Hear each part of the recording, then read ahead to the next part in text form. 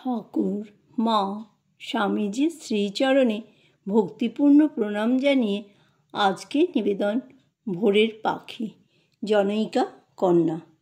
আমার জন্য মহারাজ ঠিক যে জীবন চেয়েছিলেন ঘটনাচক্রে ঠিক সেই জীবন আমার হলো না। কাজেই সৎসঙ্গের কথা ভেবে একটি মিশন স্কুলে পাঠালেন টিচারির কথা বলতে। সেখানে দেখা করে ফিরলে আগ্রহ ভরে জানতে চাইলেন, বলেছ? না মহারাজ, উনি এত সুন্দর স্পিরিচুয়াল কথা বলছিলেন যে এই কথা বলতে পারিনি। হেসে বললেন, না, তোমার দ্বারা কিছু হবে না। পরে বললেন, যদিও তোমায় না বলার জন্য কথা বলছি, তবে এই না বলতে পারাটা ভালো। কি নিজের জন্য বলবে? আচ্ছা, আমি কি বলবো? না মহারাজ, আপনি না। আঁতকে উঠলাম, আমার জন্যে মহারাজ অনুরোধ করবেন? ছি ছি। অবশেষে অন্যত্র একটি মিশন অফিসে কাজ পেলাম। ওনার সম্মতি মিলল। আচ্ছা, ওখানেই থাকো। অফিস ফেরত মাঝে মাঝে যখন যেতাম প্রশ্ন করতেন, কাজ ঠিক ঠিক করছো তো?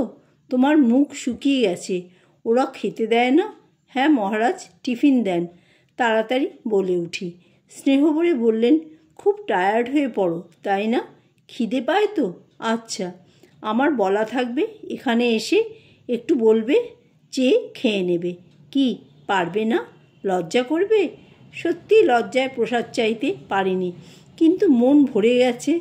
আর মনে পড়েছে সেই গানটা, আমি অকৃতি অধম বলেও তো কিছু কম করে মরে দাওনি। কিন্তু অফিসে কাজ করি বলে মনটা একটু খুঁতখুত করতো। তারও উত্তর পেয়ে গেলাম অপর একজনের কথার উত্তরে। তিনি অফিসে চাকরি করেন বলাতে মহারাজ বললেন, দেখো, চাকরি বলো না, তাহলে তুমি চাকর। এ চাকরের কাজ নয়, তুমি এখানে পুজো, তার প্রীতির জন্য কাজ করছো। অফিসের কাজ নিয়ে ক্রমশ যাওয়া কমলো। স্বভাবতই জব ধ্যানে মন আগের মতন বসতো না। তাই একদিন প্রশ্ন করলাম, মন তো বসে না, প্রাণায়ামের প্রয়োজন আছে কি? বললেন, প্রয়োজন থাকলে তো বলতামই। আচ্ছা, মন বেশি চঞ্চল হলে সোজা হয়ে চোখ বন্ধ করে বসে হাত দুটি কোলের উপর রেখে খুব ধীরে ধীরে শ্বাস নেবে আর ছাড়বে। করে দেখালেনও। একটু পরে দেখবে মন শান্ত হয়ে আসবে। তাছাড়া এক জায়গায় অনেক দিন অমন পূজা করলে একঘেয়েমি এসে যায়। মাঝে মাঝে ঠাঁই বদল করতে হয়। তুমি মাঝে মাঝে মন্দিরে এসে জপ করো। বললাম, আচ্ছা, সপ্তাহে একদিন করে আসবো। বললেন, তা কেন? যত বেশি পারবে আসবে। কথা রাখিনি। আজ তাই অনুতাপের শেষ নেই। সংসারে নানা ধরনের কথা শুনে কখনো কখনো চিন্তা হতো। গিয়ে বললাম, মহারাজ, আত্মীয় স্বজনেরা বলছে এখন তো বিয়ে না করে এইভাবে বেশ আনন্দে আছো, বুঝছো না, বুড়ো হলে ফ্রাস্ট্রেশন আসবে। মহারাজ মাথায় হাত রেখে শান্ত অথচ দৃঢ়স্বরে বললেন, যাদের সাপ্রেসড ডিজায়ার থাকে তাদের পরে অমন হতে পারে। তোমার অমন কেন হবে? তুমি তো ঠাকুরকে ধরে আছো, তোমার কিছু হবে না, কিচ্ছু ভেবো না। নিশ্চিন্ত হলাম। ইতিমধ্যে আমার সেই দুই বন্ধুর একজন সারদা মঠে যোগ দিয়ে সাধু হয়ে গেল, আর একজন বিয়ে করলো। মহারাজ আমার মতোই অন্য দুইজনকে আমার সঙ্গে মিলিয়ে দিলেন। বললেন, 3 মাস্কেটিয়ার্স।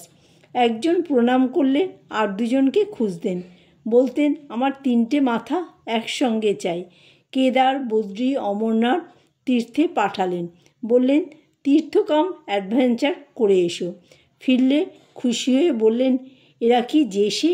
এরা সব সোনার মেয়ে। সুপ্রভাত, এদের সন্দেশ দাও। কিন্তু সুখের দিন বড় তাড়াতাড়ি চলে যায়। যোগদান থেকে মহারাজ মঠে চলে এলেন। আসার আগে প্রশ্ন করেছিলাম, শ্রীকৃষ্ণকে ভক্তবৎসল বলা হয় কেন?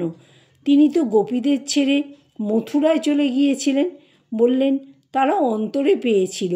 আকুলভাবে বলে উঠলাম, কিন্তু তারা তো অন্তরে চায়নি, বাইরেও চেয়েছিল। মহারাজের শান্ত উত্তর, অন্তরে পরিপূর্ণরূপে পেলে বাইরে আর চাওয়ার প্রয়োজন হয় না। মঠে অগণিত ভক্ত পরিবৃত মহারাজকে যেন বড় দূরের মনে হতো।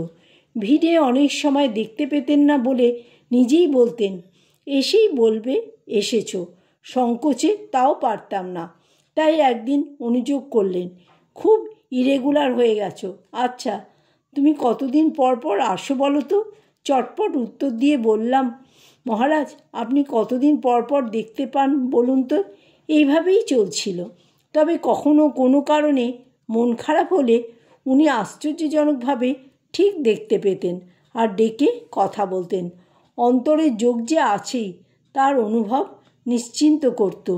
মাস তিনেক আগে 98-এর মে মাস থেকে কেন জানি না এই যোগসূত্রটা হারিয়ে ফেললাম। কিছুতেই যেন মহারাজকে অন্তরে ধরতে পারছি না, কাছে গিয়েও না। কি এক অস্বস্তি চলছিল মহারাজের উদাসীনতায়। 3রা আগস্ট গেলাম। প্রণাম করবার সময় বিস্মিত হয়ে দেখি যে প্রণামের লাইনে কেবল আমি একাই। মহারাজ অনেক দিন পর চুপচাপ আমার দিকে তাকিয়ে আছেন।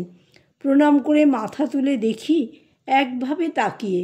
ঘর থেকে বেরিয়ে যাওয়ার সময় আবার ফিরে চাইলাম, সেই একভাবে চেয়ে আছেন। এই শেষ দেখা, কোনো কথা হলো না। তারপর হঠাৎই চলে গেলেন। এক মুহূর্তে সব কেমন ফাঁকা হয়ে গেল। জীবনের সব আনন্দ, সব রং যেন হারিয়ে গেল। এখনও মঠে যাই, মন্দিরে গিয়ে বসি, ঠাকুরের দিকে চেয়ে মনে পড়ে যায় মহারাজের কথা। আমি যখন থাকবো না তখন মন্দিরে যে বুড়ো ভদ্রলোক আছেন তার কাছে আসবে। তিনি কথার উত্তর দেন না বটে, কিন্তু তোমার কথা তিনি চুপটি করে শোনেন, ঠিক শোনেন। তাই বসে বসে তাকে প্রার্থনা জানায় আমি ঠিক ঠিক যেন মহারাজের মেয়ে হতে পারি, তাকে অন্তরেই পূর্ণভাবে যেন পাই, যাতে বাইরের অভাববোধ আর না থাকে। জয় ঠাকুর, জয় মা, জয় স্বামীজি।